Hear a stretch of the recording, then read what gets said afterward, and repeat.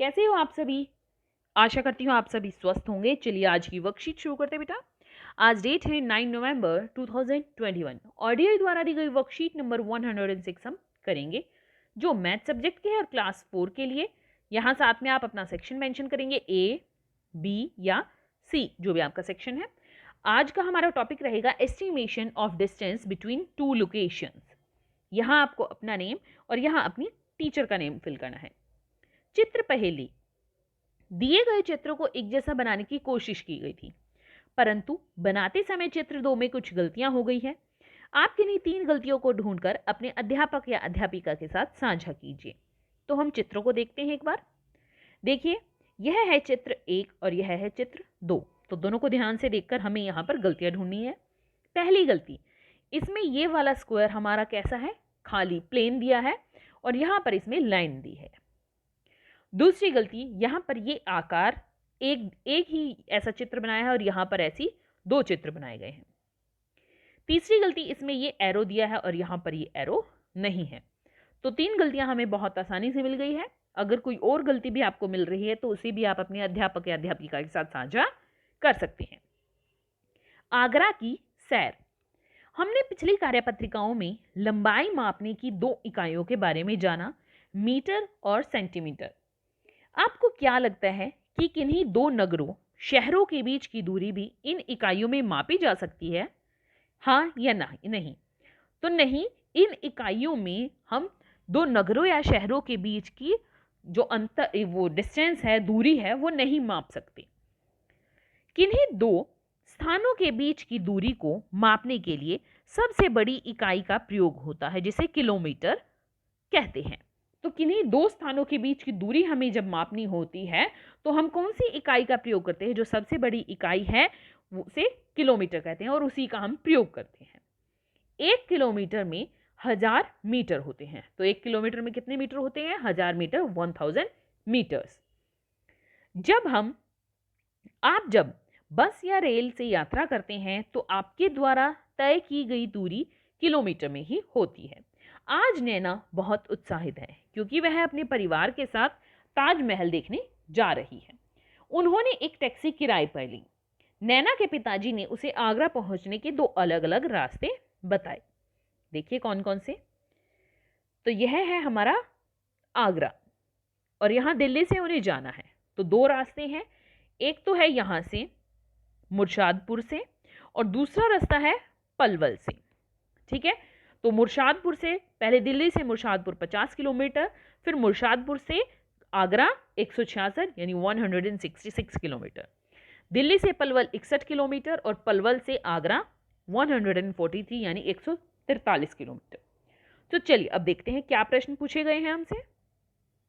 पहला प्रश्न है, उन्हें किस रास्ते से कम दूरी तय करनी पड़ेगी? मुर्शादपुर के रास्ते या पलवल के रास्ते, और कितनी? तो देखिए, अगर वो मुर्शादपुर के रास्ते से जाते हैं तो पहले 50 किलोमीटर की दूरी उन्हें तय करनी है मुर्शादपुर तक और फिर 166 किलोमीटर की दूरी तय करनी है आगे आगरा तक।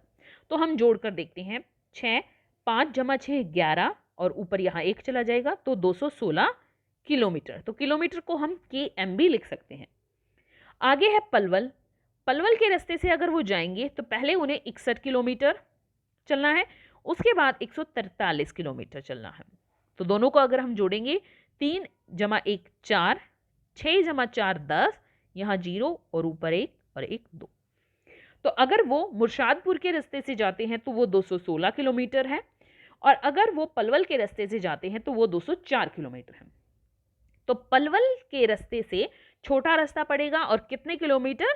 देखिए, 216 में से अगर हम 204 घटाएंगे तो वो हो जाएगा हमारे 12 किलोमीटर कम होगा अगर वो पलवल के रास्ते से जाएंगे तो।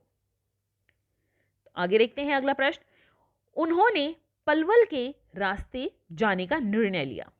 यदि टैक्सी 1 घंटे में 50 किलोमीटर की दूरी तय करती है तो बताइए कि क्या वे 4 घंटे में आगरा पहुंच जाएंगे या नहीं? आपने कैसे पता लगाया? अपने तरीके को नीचे दिए गए बॉक्स में या अपनी कॉपी में लिखकर अपने अध्यापक या अध्यापिका के साथ साझा कीजिए। तो देखिए, पहले तो दिल्ली से पलवल जाने का रास्ता हमारा कितने किलोमीटर है? दिल्ली से हमारा आगरा, पलवल से आगरा जाने का रास्ता है हमारा 204 किलोमीटर। ठीक है, अब 1 घंटे में कितनी दूरी तय करते हैं वो? 50 किलोमीटर। कितनी दूरी? 50 किलोमीटर। तो 4 घंटे में कितनी दूरी हो जाएगी? तो हम इसको 4 से गुना कर देते हैं। 50 गुना 4 कितनी हो जाएगी? वो हो जाएगी 200 किलोमीटर।